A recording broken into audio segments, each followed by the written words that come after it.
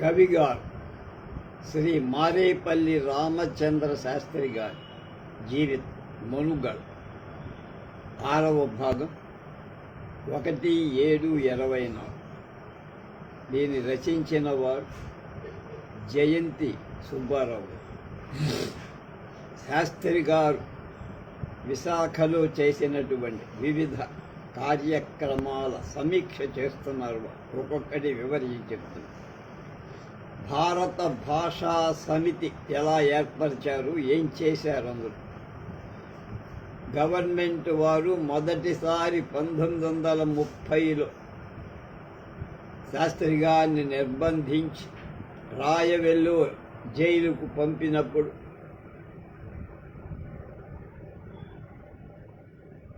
చక్కని భాషా పాండిత్యంతో అక్కడ ఉన్న వాళ్ళందరికీ తెలుగు నేర్పుతూ ఇతర పండితులతో చక్కని స్నేహాన్ని కుదుర్చుకొని అక్కడనే కవిగారు అక్కడ జైల్లోనే భారత భాషా సమితి స్థాపించి భారతదేశంలోని అనేక పలుకుల అంటే భాషా పండితులు అందులో సభ్యులుగా తీసుకున్నారు.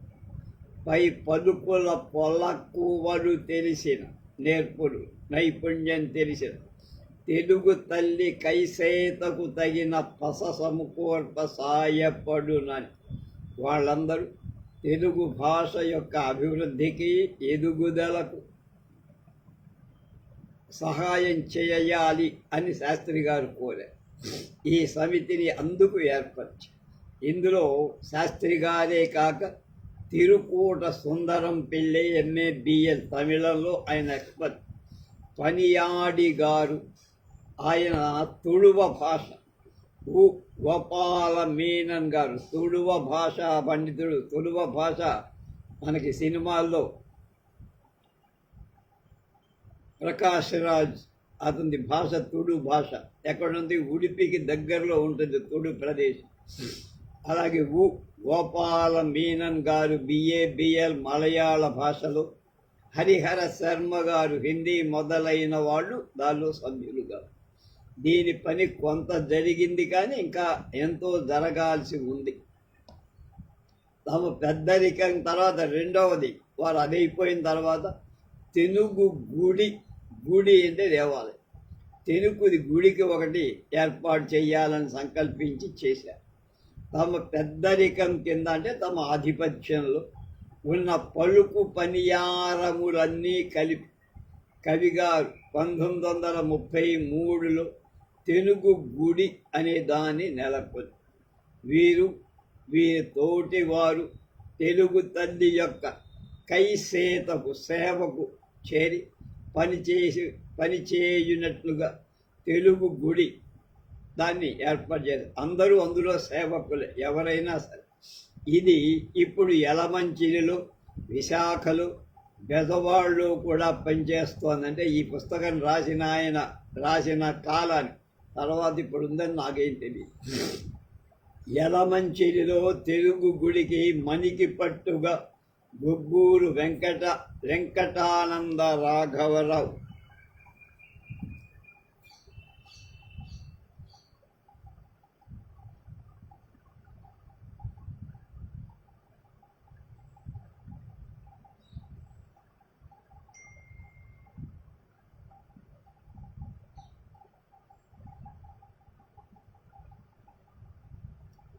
కొంత నేల అంటే స్థలాన్ని కవిగారికి ఇచ్చారు. బెజవాడలో ఖద్దరు సంస్థాన నియంత్రులైనటువంటి ఉప్పులూరి వెంకట కృష్ణయ్య గారు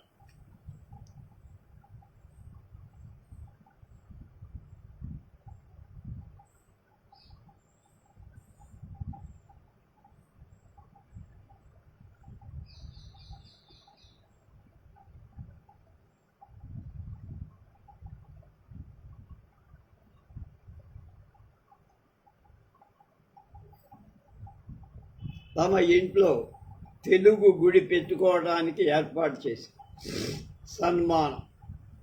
ఏ శుభముహూర్తంలో ఏ అమృత వాక్కున వెలువడిందో కానీ కవిగారి వాసి అంటే ప్రఖ్యాతి గంజాం విశాఖ మండలానికి ఎగబాకి కోనసీమల వెంట గోదావరి దాటి వేగి సీమ చేరి కృష్ణా తటం దాటి కొండవీటి సీమలో పడి నల్లమలలు తుచ్చి రేనాటి వరకు జాటింది అని కృష్ణా జిల్లాలో పుట్టి గోదావరి జిల్లాలో కొంతవరకు పెరిగిన హెచ్చు ఉనికి చేత కొలువు చేత మరికొన్ని కథముల చేత అంటే కారణాల చేత విశాఖపట్నం జిల్లా వారే అయిపోయారు. కృష్ణా జిల్లాలో కనకవల్లిలో పుట్టిన ఆయన కార్యక్షేత్రం అంతా విశాఖ.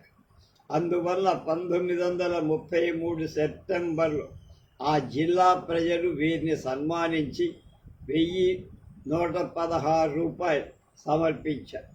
ఈ సన్మానానికి విన్నకోట దుర్గారావు శ్రేష్ఠి గారు కార్యదర్శిగా ఉండి జిల్లాలో కొంత సొమ్ము వసూలు చేసి సన్మాన సభకు భూపతిరాజు వెంకటపతిరాజు గారు అధ్యక్షత వహించారు. ఆనాటి సన్మాన సభకు 90 ఏళ్ల కవిగారి తండ్రి గారు శ్రీరాములు గారు కూడా వచ్చారు.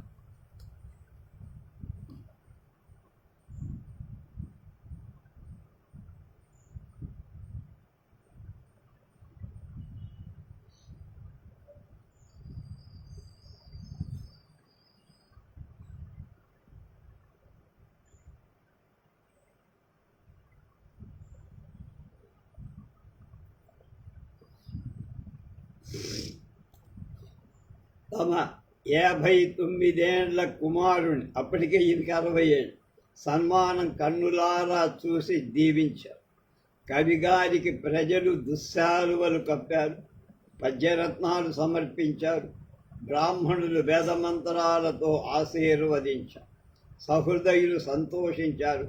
కవిగారు వాడని దీవన పువ్వులు అంటే వాడిపోని దీవించేటువంటి పూలు అనేటువంటి దాన్ని కానుకగా ఇచ్చి తమ మేలు మరువమని చూపించారు. చేసిన దానికి మేలు మరిచిపోవటం తప్పు కనుక ఆయన వారందరికీ కృతజ్ఞతగా పద్యాలు రాశారు. అందులో కొన్ని పద్యాలు చెప్తున్నారు. ఎప్పుడెయ్యది వలయును అప్పుడు అద్ది ఎలమి సమకూర్చి నన్ను కాసు ఎల్లరేడు, ఇప్పుడు నన్ను మన్నించిన ఎల్లవారి కలిమి చేకూర్చి ఎప్పుడు కాచుగా, నా వెంట ఉండి ఎప్పుడూ నన్ను రక్షించే ప్రభు, నాకు ఈ రకమైనటువంటి గౌరవాన్ని కల్పించిన వారందరికీ అదే విధంగా వారిని కూడా కాపాడుగాక. రసిక గ్రామణి విన్నకోటమణి దుర్గారావు గారీశ్వరున్ దశమ ప్రీతిని ప్రోత్సహించుటని అత్యంతాభిమానాప్తి నా బసకేతించి ఎరుంగజేసి ఇటు సంభావింప ఏర్పర్చి రెల్ల సిరుల్చేర్చి అలర్చి ఈ సుజనులు ఎల్లండు ఓము ఎల్లప్పుడను వీరందరికీ ఎప్పుడూ శుభం కలగా. నెచ్చెరులార మీరిప్పుడు నెయ్యము మీరగ చేసినట్టి మేలిచ్చతలంతు కొంచు, నువ్వు ఎప్పుడు కోరిన కోర్కెలన్నీయున్ మచ్చిక తీర్చి సంపదలు మన్నన కీర్తి చిరాయువిత్తుత నిత్సలు ప్రోవ ఈశ్వరుని నెమ్మది వేడుతునుండు కోరి. ఇంత మంచితనం చేసిన మిమ్మల్ని అందరినీ ఆ ప్రభువు పరమేశ్వరుడు సంపదలు ఇచ్చి మన్నన చేసి కీర్తి ఇస్తూ చిరాయువు ఇవ్వాలని నేను కోరుకుంటున్నానన్నా. షష్ఠి పూర్తి మహోత్సవం కవిగారికి భావ ఆశ్వయుజ బహుళ దశమి నాటి 60 ఏళ్ళు పూర్తయ్యాయి. తెలుగునాడు ఈ తెలుగు కొలువు కాని 60 ఏండ్ల పండగ చేసి మన్నించాలని మన్నించడం అంటే ఆయనక గౌరవించాలి. ఈ కింది తెలుగు పెద్దలతో షష్ఠి పూర్తి మహోత్సవ సంఘం ఏర్పడింది.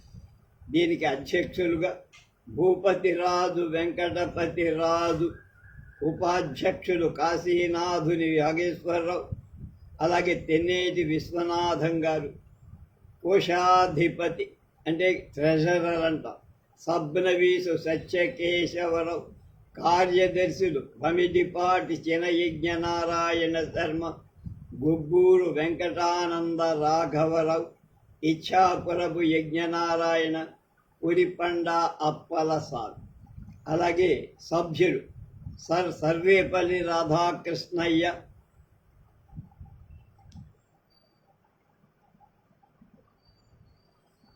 గిడుగు వెంకటరామమూర్తి, వ్యావహారిక భాషా ఉద్యమ సారథి. అయ్యదేవర కాళేశ్వరరావు గారు ఆంధ్రప్రదేశ్ మొదటి శాసన సభాపతి. చిలుకూరి నారాయణరావు గారు గొప్ప పరిశోధన పరబ్రహ్మ. ఊడిపెద్ది సూర్యనారాయణ గారు, పింగళి నాగేందర్రావు సినీ రచయిత. శ్రీపాద సుబ్రహ్మణ్య శాస్త్రి, పూసపాటి లక్ష్మీ నరసింహరావు, పాలకోడేటి గురుమూర్తి గారు. ఈయన గురించి ఒక్క మాట చెప్పుకోవాలి. పాలకోడేటి గురుమూర్తి గారంటే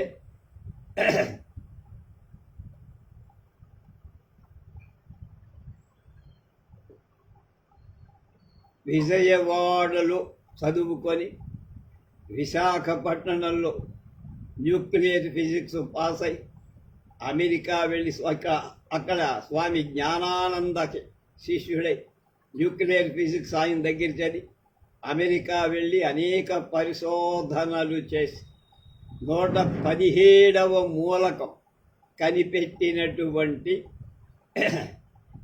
ఆకునూరి వెంకట్రామయ్య గారి భార్య గారి పేరు కృష్ణమయి. ఆ కృష్ణమయి గారికి ఈయన తాతగారు పాలకోడేటి గురుమూర్తి గారు. అలాగే మండ సుబ్బారావు, మండంగి లక్ష్మీ నరసింహ శర్మ, ప్రఖ్యాత కవి, రచయిత, విమర్శకుడు, చిత్రకారుడు అడవి బాపిరావు. అప్పుడు ఈయన కొన్ని పద్యాలు రాశారు శాస్త్రి గారు. ఇతుల దీవన పూలిచ్చు ఎల్లరేడు, తన్ను మన్నించు గుహుని పత్తనపు వారలకు, తన్ మండలపు వారలకు మేలు అసంగ కూర్చు మా రామచంద్రమూర్తి, అంటే మారేపల్లి రామచంద్రమూర్తి అని ఒక పద్యంలో వాళ్ళందరికీ కృతజ్ఞత చెప్తారు. అలాగే ఇంకా వాళ్ళు సదాభద్ర శివశంకర శాస్త్రి, జలగమర్తి లక్ష్మీ నరసింహం, గన్నవరపు సుబ్బరామయ్య, వెన్నకోట దుర్గారావు, ఉన్నవలక్ష్మీనారాయణ, మంగిపూడి వెంకటేశ్వర ధర్మ, వసంతరావు, బుచ్చి సుందర్రావు, దిగుమర్తి వెంకటరామస్వామి, దిగుమర్తి జానకి బాయమ్మ, పూసపాటి బుచ్చి సీతారామచంద్ర,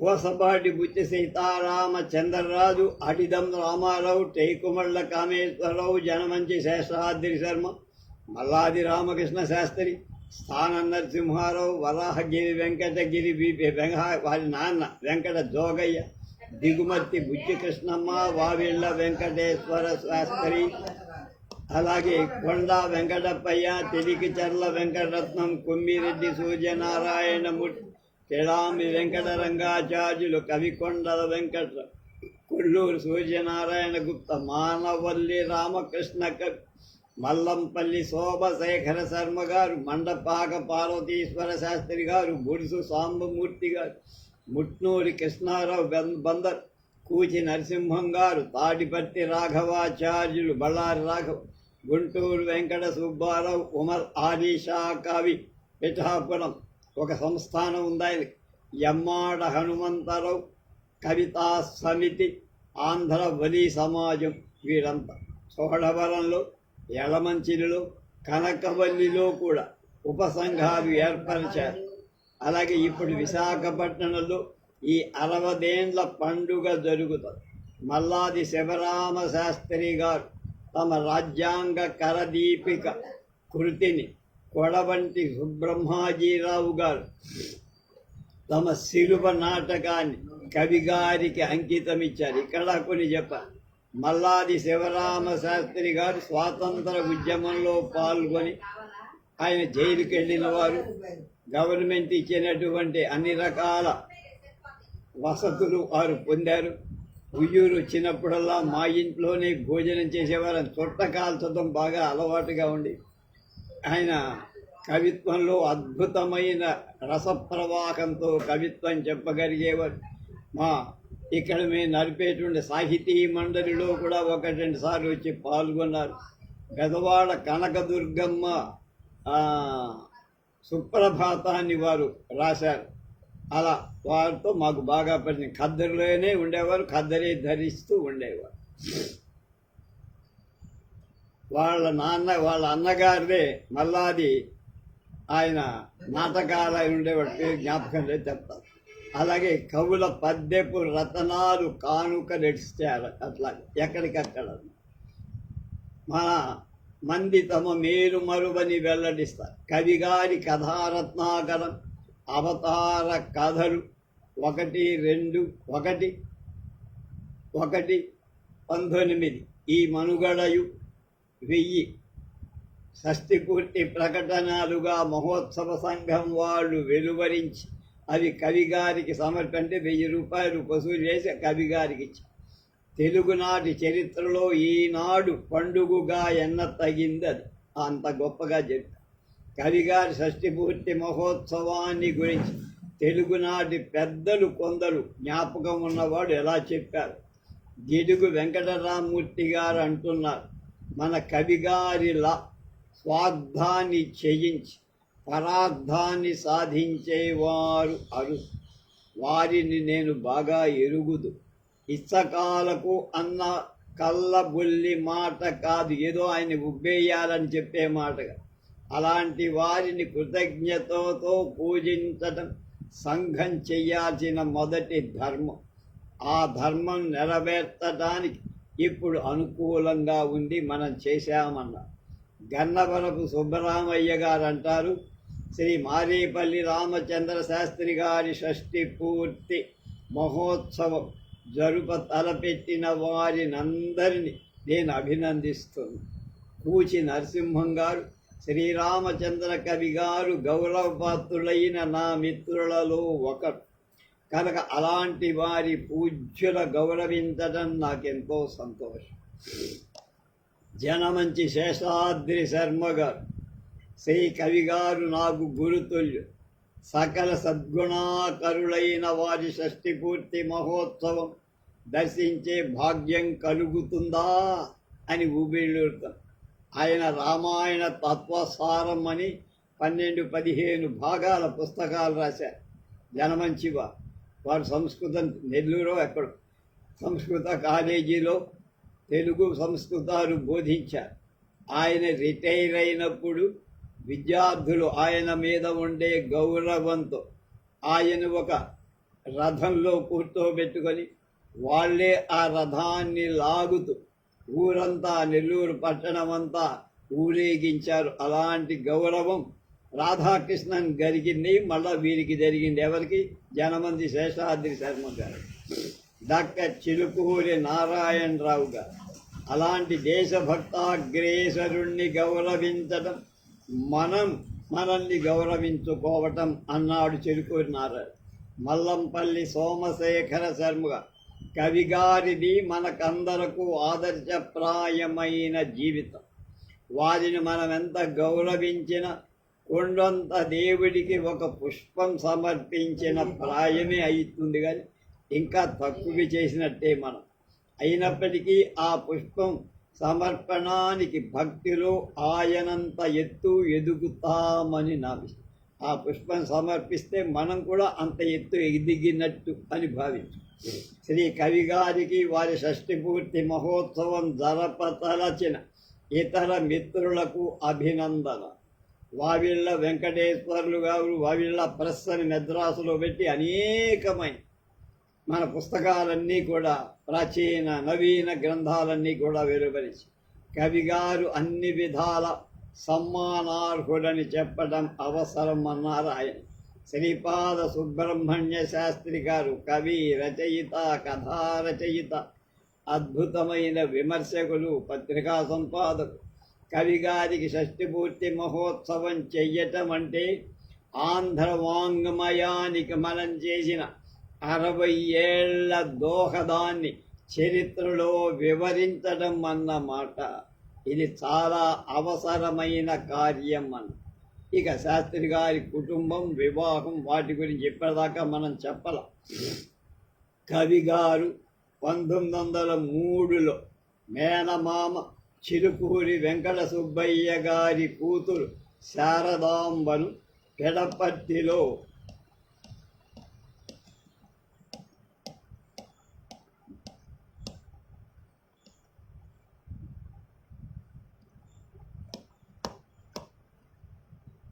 కవి గారి తండ్రి గారు శ్రీరాములు గారు ఎలా ఉన్నారో ఒకసారి చూద్దాం.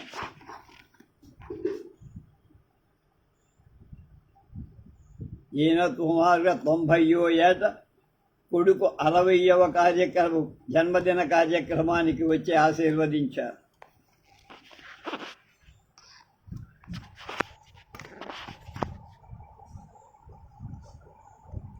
వివాహం చేసుకున్నారు ఆమెను. 1912వ సంవత్సరంలో కలిగిన మొదటి బిడ్డడు నెల లోపలే చనిపోయాడు. 1916లో పుట్టిన సుబ్బరామ శాస్త్రి ఒక్కడే ఆయనకి మిగిలింది. తండ్రి గారు క్షేమంగానే ఉన్నారు.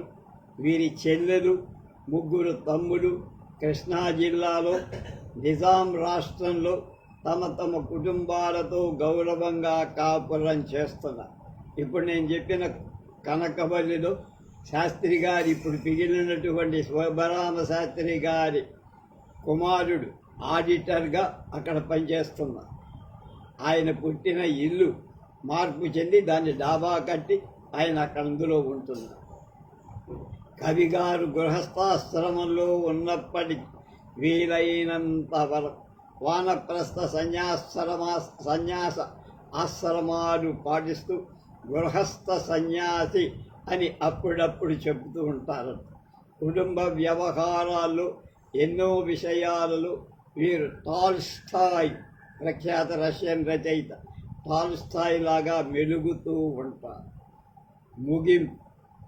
ఈ మనుగడ ముగించటానికి ముందు కవిగారి రూప గుణాదులను గురించి కొంచెం చెప్పాలంటున్నారు రచయిత. ప్రశాంతమైన చూపు, బ్రహ్మ తేజస్సు తొణికిపోతూ ఉన్న వదనము కలిగి, స్వచ్ఛమైన ముదక గుడ్డ, తల మీద గొడుగు కాని, కాళ్లకు చెప్పులు కాని లేకుండా నడి వీధిన నడిచిపోతూ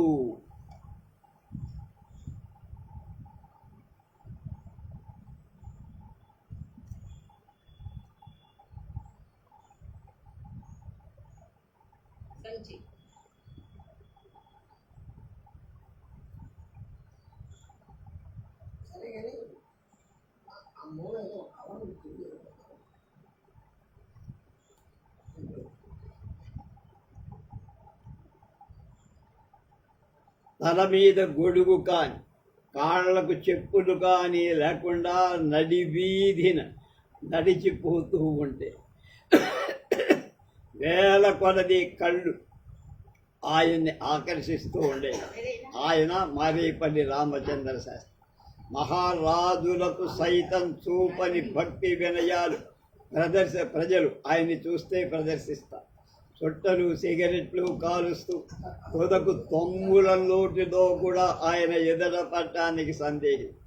చుట్ట తాగుతూ, సిగరెట్ తాగుతూ, తాంబూలం వేసుకొని కూడా ఆయన ఎదుట నడవటానికి, ఆయనతో మాట్లాడటానికి, దగ్గర రావటానికి కూడా ఎవరు సాహసం చేసేవాళ్ళు కాదు. అంత వినయం ఆయన అంటే.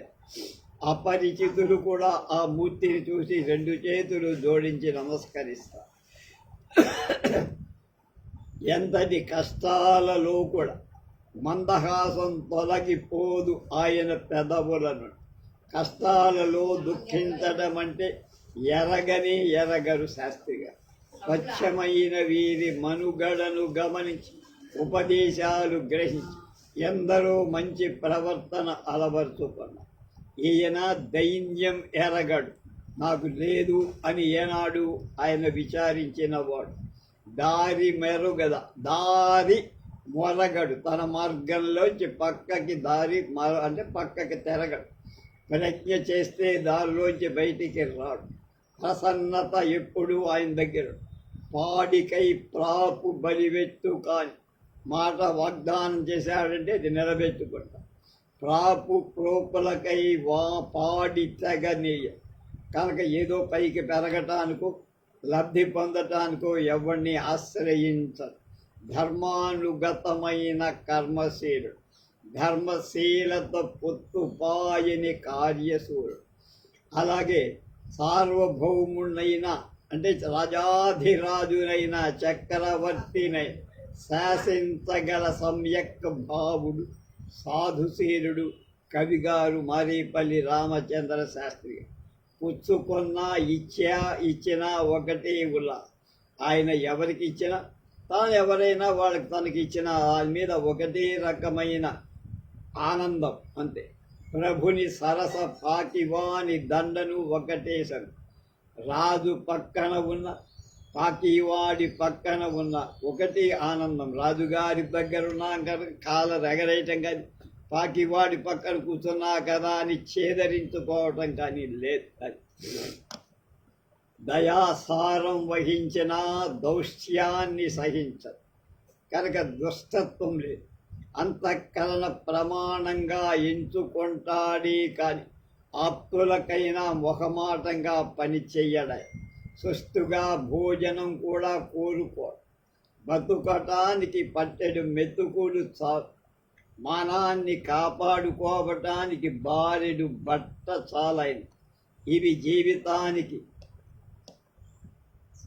తప్పనిసరి. పస్తులున్న భక్ష్యభోజ్యాలు ఆరగించినంత సంతృష్టి పడతాడే. గులకరాల బండి గుర్రు కొట్టి నిద్రపడేవాడు. ఎంత గులకరాల మీదైనా సరే గుర్రు పెట్టి నిద్రపోయేవాడు. అయ్యో రాళ్ళు గుచ్చుకుంటున్నాయి అవి ఉండేదిగా. మనుగడ నెల్లా ప్రకృతి జనానికి మీదు కట్టిన తన జీవితం అంతా ప్రజలకు అంకితం చేసి కోటిలో ఒక్కడుగా లెక్కింపవలయు కాడు. కనుక కోటికి అలాంటి ఒక్కడు మాత్రమే దొరుకుతాడు. ఋషికల్పుడు. అది మంచి నడతయి. ఈ మాటలు రాసిన వారు మున్నంగి శర్మ గారు రాశారు. మంచి నడతయే వీరికి అన్నిటికన్నా మిన్న. రాజైన రైతైన నడతను బట్టే వీరి ఎన్నికలలో గొప్ప. నడత సరైంది కానప్పుడు ఎంతవారినైనా వీరు తెగనాడుతానికి వెనుకదీయ. కాలేజీ పండితులుగా ఉన్న రోజుల్లో ఒకనాడు ప్రిన్సిపాల్ అయ్యంగారు వీరును ఒక గదిలో కూర్చొని ఉండగా థియాసఫిస్ట్ అయిన అయ్యంగారి మెప్పును పొందటానికి తోడి ఉపాధ్యాయులొకరు వచ్చి కవిగారిని మీరు కూడా థియాసఫిస్ట్ కండి అని, అంటే ఎవరిదో అనివిసెంట్ది ఆ సిద్ధాంతం కోరారు. ఏ ఫిస్టు అయితేనేమి నడత చిన్నగా ఉండాలయ్యా. మనం ఎందులో ఉన్నామని కాదు, మన నడత తిన్నగా ఉందా లేదా అది కావాలని మొహమాటం లేకుండా చెప్పారు.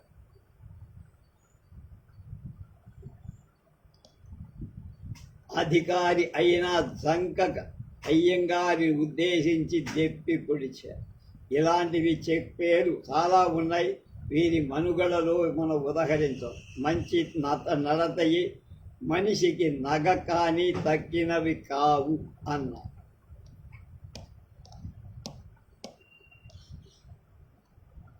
పుట్టినప్పుడే నగలు బట్టరుండు, పెదప తాల్తుము విడుతుము వెలయ దేవుడు.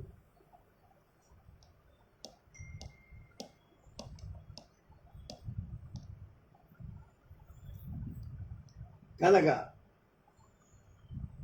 దానికోసం ఏడవటం ఎందుకురా అంటామే. నడువు బట్ట గట్ట నగుబాటు కాదా అంటాడు విశ్వనాథిరామ వినురవేమ వేమల. కనుక వీరి తొలి కొడుకు 1911లో చనిపోయినప్పుడు వీడు బడిలో పనిచేస్తున్నారు. ఇంటి దగ్గర నుండి కబురు తెచ్చిన వాడు దుఃఖంతో ఉక్కిరి బిక్కిరవుతున్నాడు. కానీ కవిగారు నవ్వు పిదప చేయాల్సిన పని చేసి ఇలాంటి నిబ్బరం చూపవలే. కానీ తమ ధీర హరిశ్చంద్రులు లోహితాసుడు చనిపోయినప్పుడు కాలము చెల్లే పుత్రునకు కావున ఎంత తపించినం వృధా కాలములోగా చేసుకొనగా ఎవరు ఎందు లేరుగా సాలమికేలా ముందు పని సాగగని కనుక దానికోసం విలపిస్తూ కూర్చుంటే కాదు, జరగాల్సిన పని జరిగింటే అని తన మనోభావాన్ని చంద్రమతితో హరిశ్చంద్రుడి చేత చంద్రమతితో చెప్పించి మత్సలేని నడవడిక వలననే కవిగారు గురుప్రాయులయ్యారు.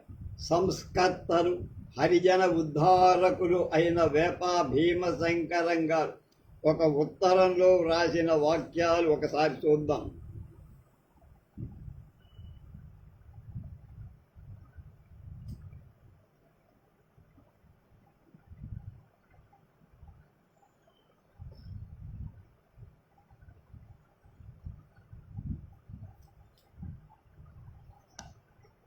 వారి వద్ద విద్యాభ్యాసం చేసిన శిష్యుణ్ణి కాకపోయినా 32 క్రితం వారు కారణాంతరంగా చోడవర మా గ్రామానికి వచ్చి నాకు అతిథిగా ఉండి నాకెంతో హితబోధ చేసి లోకోపకార కార్యాలలో నాకు అమిత ప్రోత్సాహమిచ్చి నా ఊహలు క్రియారూపం ధరించేటట్లు ఆశీర్వాదాలతో తోడ్పడ్డ జ్ఞానోపదేశం చేసిన గురువుగా ఆనాటి నుండి నేను ఆయన నమ్ముకున్నాను అన్నాడు.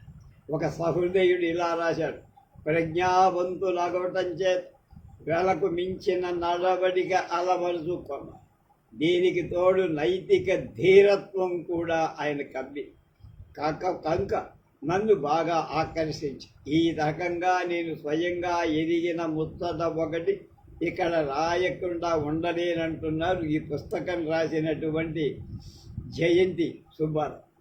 1928లో కవిగారు నేను ఖద్దరు ప్రచారం చేస్తూ పుట్నూరు గ్రామానికి వెళ్ళాను. ఆ ఊరికి రద్దకరడం చిట్టూరి నరసింహమూర్తి. కవిగారు అక్కడికి వచ్చారని విని వీరి దగ్గరకి వచ్చి మాతో తమ వృత్తాంతం చెప్పారు. ఈయన 30 ఏళ్ల క్రితం కవిగారి తెలుగు సంధ్యావందనం చదివి అందులోని మెరుగును గుర్తించి అటుల నడవటం మొదలుపెట్టారు. అప్పటి నుండి కవిగారినే గురువుగా మదిలో నిలుపుకొని కవిగారి పేరు వ్రాలను బట్టి వారి మూర్తిని మనస్సులో ఆయన చూడ ఆయన మాట ఆయన పద్ధతిని బట్టి ఒక బొమ్మ ఆయన గీసుకున్నాడు, మనసు చిత్రించుకొని తనివి పొందుతున్నాడు. ఏకలవ్య శిష్యుడిగా అన్నారు. ఈ విధంగా మూర్తి గారు సత్ప్రవర్తనానికి కైత నేర్పును అలవరుచుకొని 2 పుస్తకాలు కూడా రాశారు. ఇప్పుడు చెప్పిన ఎప్పుడైనా కవిగారిని దర్శించి ఆ పుస్తకాలు వారి చేత దిద్దించుకోవాలని అనుకునేవాళ్ళు. కానీ వారి ఆరోగ్యం మంచిది కాకపోవటం చేత ఇప్పటి వరకు అది ఆ కార్యక్రమం నెరవేరల. దైవికంగా ఆయన కోరిక పని గురువే అంటే శాస్త్రి గారి శిష్యుడి దగ్గరకి రావడం అది వినసరికి నాకు ఆశ్చర్యమై కవిగారు నరసింహమూర్తి గారిని మంచి పలుకలతో ఆదరించి పుస్తకాలు సరిచేసి దిద్ది ఇచ్చారు. కవిగారి పరిచయం వల్ల ఎందరో దురభ్యాసాలు మానుకున్నారు. తప్పుదారి పట్టిన వాడు కొందరు ధర్మాశ్రమానికి చేరి మంచి దారిలో వచ్చారు. అలాంటిలో మిషన్ పాఠశాలలోని తోడి క్రైస్తవ ఉపాధ్యాయుడొకరు తొంటరి జట్టులు చేరుస్తున్నట్లుగా వీరితో తమ తలంపు చెప్పారు.